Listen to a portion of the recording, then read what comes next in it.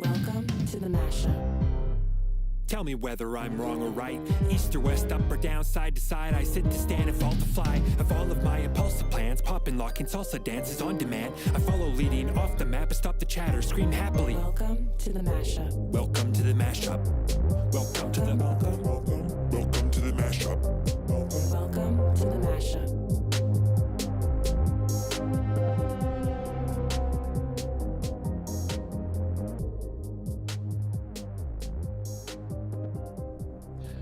So alternating current,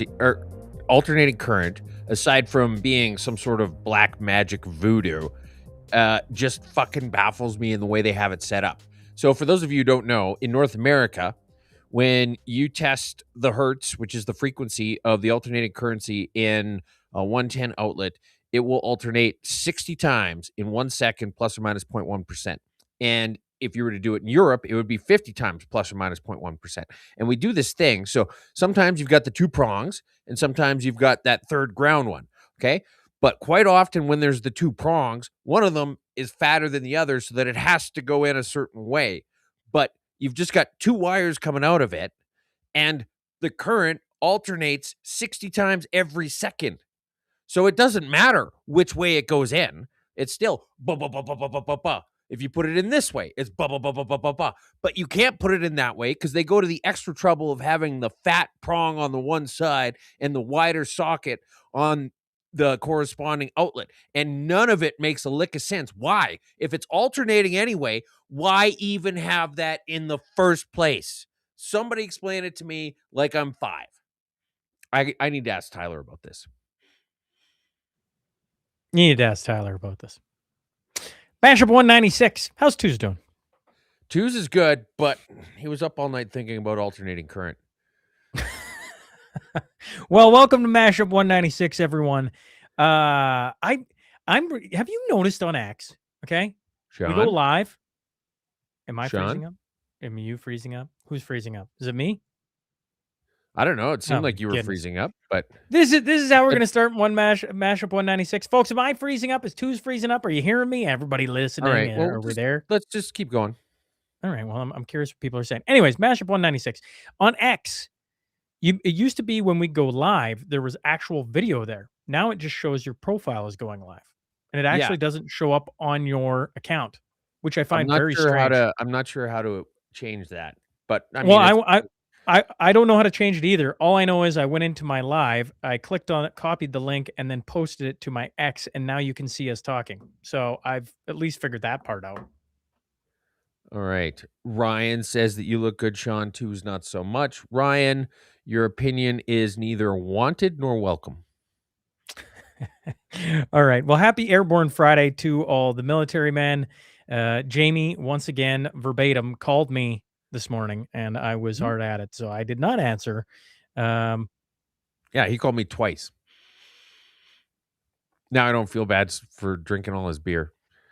Well, this is what he texted me. Good morning, brother. I remember you talking a few years ago about immigration, and then you telling me that Daniel Smith wanted to double the immigration in Alberta. I bet you she's regretting those words today, and how ridiculous that she was to get more power in your province by flooding it with immigrants. So he's obviously paying attention to her talk last night where she talked about immigration, I assume. Yep. Yeah. Apparently we're going to have a referendum on that, which seems to be a bait and switch from the idea of a separatist referendum. I mean, if you've got 400,000 signatures already on the books asking for a referendum on separation, there's another referendum in the queue right now with people actively getting signatures. And you're like, actually, you know what? We're in charge. We're going to go a slightly different direction. That seems like kind of a dick move. I don't know, like the high level that I'm curious to see how it plays out, but for now that looks pretty shitty. Let's get into this a little bit later. Okay. Let's get into this First a little off, bit later. Airborne No, you Friday, got to up the Johns. All right, Airborne Friday. I would like to thank Jamie for the beer that I will be drinking on Monday. So Twos was in studio yesterday. That's going to be Monday's episode, and he got fixated on when it was releasing and trying to make that make sense in his head. And you could imagine, folks, it confused poor little simple old Twos, right? It just confused him. So that's part of Monday's episode. Well, it was just the verb tenses of speaking to it in an accurate way, so that when we were recording it yesterday, This it is would still going on. be This is what valid. I've been dealing with for the last 24 hours. If you like the show, make sure to share it, retweet it, share it with a friend, subscribe, hit the button on YouTube and all the fun places so that you don't miss it. Yep. And if you're enjoying the show, folks, we do appreciate if you share it out. Now, you have a correction to start the show. Okay. Yes, What is the yes. correction before we So- get to our curling expert? Yeah. Okay. So I had said during the debate last week with Chris, thanks again for coming on, that Enbridge had spent $1 billion on the regulatory the paperwork, and it turned out that for the Northern Gateway pipeline, they actually managed to get in at specifically far less than what Energy East had spent. They only spent $600 million. So when I said that they had spent over $1 billion on paperwork, that wasn't true. They had only spent $600 million on paperwork. And just for context here, we spent $600 million combo of shareholder money and customer money, and the rug was pulled out from underneath. So that's not the type of risk we're looking to take on at this time. We don't need to with all the other opportunities. So they're basically saying that they felt as though the rug got pulled out from under them by the federal government, here to be clear in this situation, after they had spent $600 million, and they're not interested in having that happen again. So to his point, I was off when I said over $1 billion. It was only 600 million. The essence of the point remains exactly the same, and I would say even stronger now since this came out, because this definitively says everything that I'd been talking about in terms of regulatory uncertainty. Before we bring Carrie Ann in, Coots 6.5. Let's roll through this quick so we don't have to go back. Saskatoon man with a history of spying on women arrested again hours after his release. That's Kyle Ronald Hamiluk. Has been convicted of 70 offenses, including voyeurism, indecent acts, and trespassing at night. Was released from the Saskatoon Provincial Correctional Center on February 14th. Valentine's Day? You're going to release a peeping Tom on Valentine's Day? And then Sunday, so the next day, Saskatoon police said Hamiluk was arrested that evening in the 200 block of First Avenue South after officers found he was breaching the conditions of his release. So less than 24 hours later. Yeah. He was convicted of voyeurism in 2017, 2020. Again last fall after pleading guilty to 23 counts of voyeurism and 2 counts of breaching probation. And this guy just keeps getting out. And the interesting thing I thought was that they weren't quite sure what to do with him with sentencing, because this level of serial voyeurism basically has no case law precedent in Canada. This is the perviest guy to ever exist.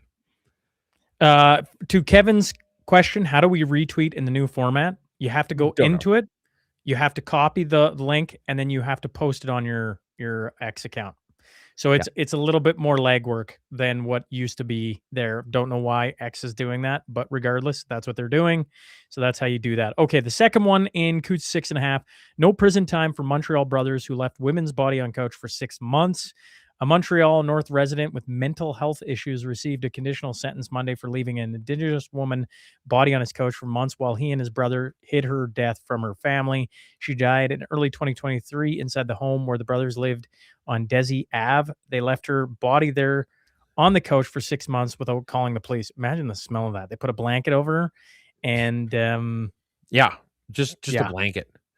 Here's the thing. I hate this whole mental illness defense for things like this, where you're like, you would have to be crazy to do this thing.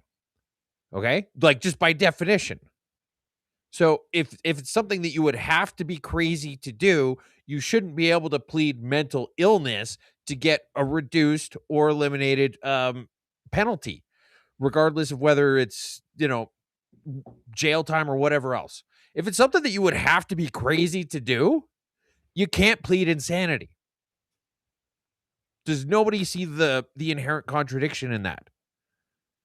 We just seem to take it at face value that, oh, well, you know what? I mean, if the person who went on a killing spree was crazy, they should get a reduced sentence. No, no, no, no, no, no, no, no. If the person was not crazy, this would have never happened in the first place. The fact that it happened means that their craziness is a fucking given. On a side note, Canada's down 2-1 after the second. The second just ended. So anyone paying attention Men's? to, men's Olympic Well, actually, hockey. technically, it's not men's hockey. If women were able to compete at that level, they would.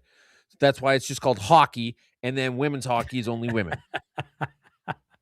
Okay, let's bring in What? the It's heated just the heat around the Olympics is hot, and it is all about curling. So we're Yep. bringing in the first ever Mashpeel champion, Carrie Ann, to break this down for us. I mean, Because- that's the thing. Like we're looking at what's going on with the Olympics and we say, who is the best curler we know? Well, it just so happens that we had this competition a few weeks ago, which decided that very thing. Correct. And so Carrie Ann, champion of the first annual Mash Spiel. Carrie Ann, How's it how are you going? doing? I'm good. How are you guys?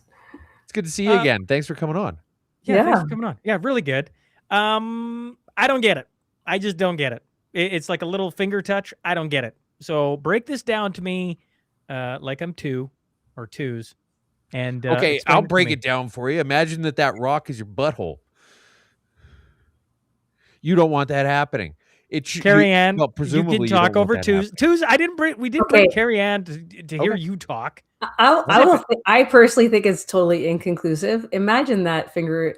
Imagine that rock is a butthole. You'd have to have the camera in the butthole to be able to see if the finger actually touched it. Okay, So I mean, it's- you've got some pretty good side views, though.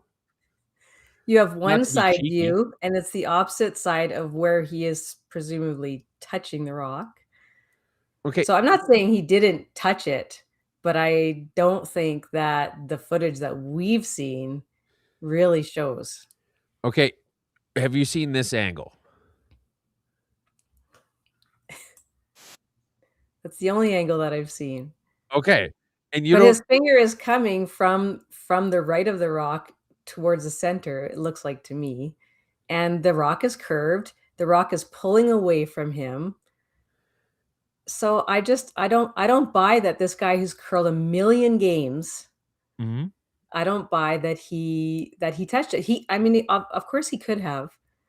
But I mean, there's people, his competitors are standing at the hog line and watching him. They had previously called the officials out in that game to watch him. There was no infractions. So I don't know. And then there's the other side of me that thinks that maybe he touched it on purpose to piss them off. Oh, actually, that would be kind of fun. A little bit of. I mean, there's not a whole lot of scraps in curling. It'd be a good way to escalate things and get them out of their comfort zone. Yeah, little quick history on Mark Kennedy. He curled, I think it was 2025. Yeah, last year's Brier. He Mhm. was curling with Brad Jacobs as Team Alberta in the Brier against Northwest Territories. His teammate burnt the rock after they crossed the hog line, so approaching the house and scoring territory. Didn't impact the rock at all, but the rule is you let the opposing skip know, and they have the choice to decide, well, I don't think it would have had an impact or not, and they have a choice to whether to remove the rock or just let it sit where it was. The opposing skip removed the rock. Mark got so pissed off that he said, we're gonna lay 20 on you guys. His buddy Ben, his teammate Ben, looked up the record. Sure enough, I think the record was 17 or something. They ended up beating Northwest Territories 20-2. So he does have a little bit of competitiveness in him that if you piss him off. I feel like we should have invited him to the mash spiel. He should have. Yeah. Okay. So there's two things at play here, right? One of them is that you can't touch the rock as soon as it crosses the hog line, right? And the other one is that you release can't, it before it crosses the hog line. yeah, and you can't touch the granite part of the rock at any point. Correct. Okay. And you don't think he touched the granite? I don't know. I don't think that the video footage is enough to show. You don't see any movement in the rock or the change of spin. You can't see any pressure on his finger. Like I don't. He might have, but I don't think that it's conclusive. It's a gentleman's sport. I like to think that if he did, he would have admitted it. He got seriously offended Mhm. being accused of that. So I think it's inconclusive. If he did touch the granite, let's just with that little, what the heck would that do? Like, listen, Karen, you curled against me, you guys thumped on me pretty good. Even if I could have laced like just this little tiny figure to touch the granite, what would that actually do?